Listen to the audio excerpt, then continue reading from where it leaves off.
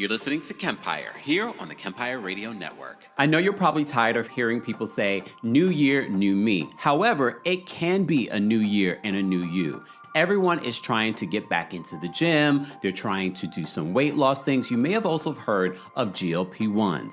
Well, our friends over at Ro has gotten you covered with the new GLP-1 pill. The pill is a new, more convenient and approachable way to GLP-1s if you've been thinking about it. A self-administered shot can be a bit intimidating.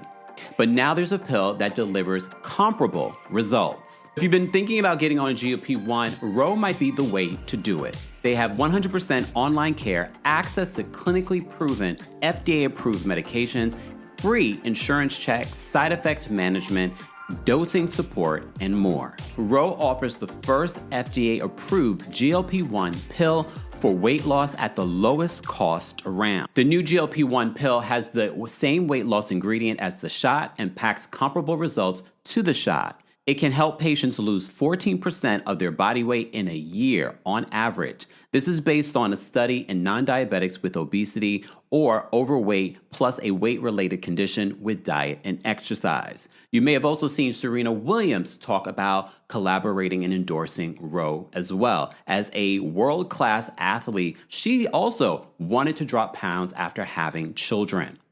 If I had needed this particular option, this is what I would use. A pill versus a shot? Why not? Go to ro.co/Kempire to see if you're eligible for the new GLP-1 pill on Ro. That's ro.co/Kempire to get started on Ro. Go to ro.co/safety for box warning and full safety information about GLP-1 medication. More details on your discount and more will be available in the description. And we're back. And I'm frozen. Oh, man, I could have fixed this from before. Lord, not me frozen.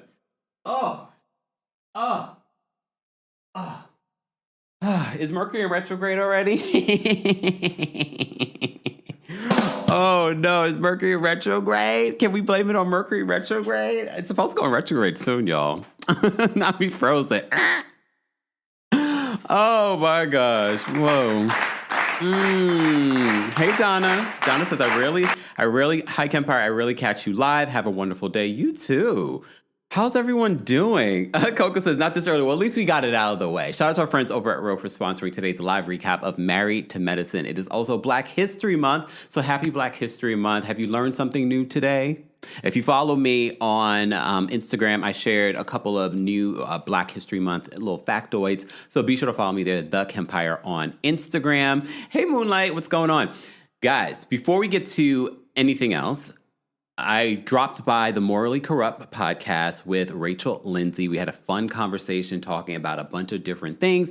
We talked about Summer House, but we more specifically talked about Summer House Martha's Vineyard because you guys are always asking me about that show. So Rachel and I unpacked that. We talked traders. We talked some housewives stuff. So if you have a chance, go take a listen and watch it. Morally Corrupt podcast. First time being on there, but I met Rachel, oh my gosh, 2 years ago? Or a little bit over 2 years ago.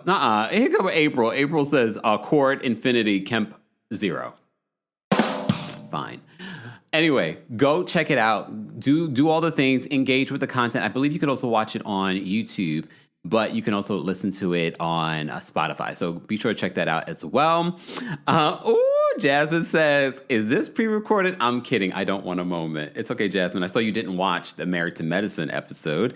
I don't blame you.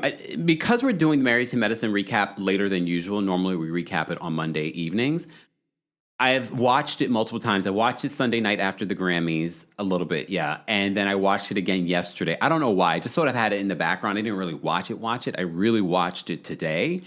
And I have thoughts. You saw I had to change the thumbnail, but I felt this from when I first watched it. That Heavenly is. I'm gonna wait. Before we even get into that, we do have some other Bravo related news. You may have seen the story that the Real Housewives of New York alums were coming together and doing their own show. Variety's reporting they've announced it officially. It's coming to E! A lot of you don't know this. Yes, E! Used to be under NBC Universal, but I knew because there were already reports that E! Would be separating itself from NBC Universal and going under Versant. I believe that's how you pronounce their new parent company. So this new show is going to be on E, which is not affiliated with Bravo anymore. However, the promo photos that they used for this announcement were from Roni. I'm like, and it's not the same studio that produced Roni. Shed Media produced Roni. So I don't know if they bought the licensing or they in planning for this. They bought the I don't know.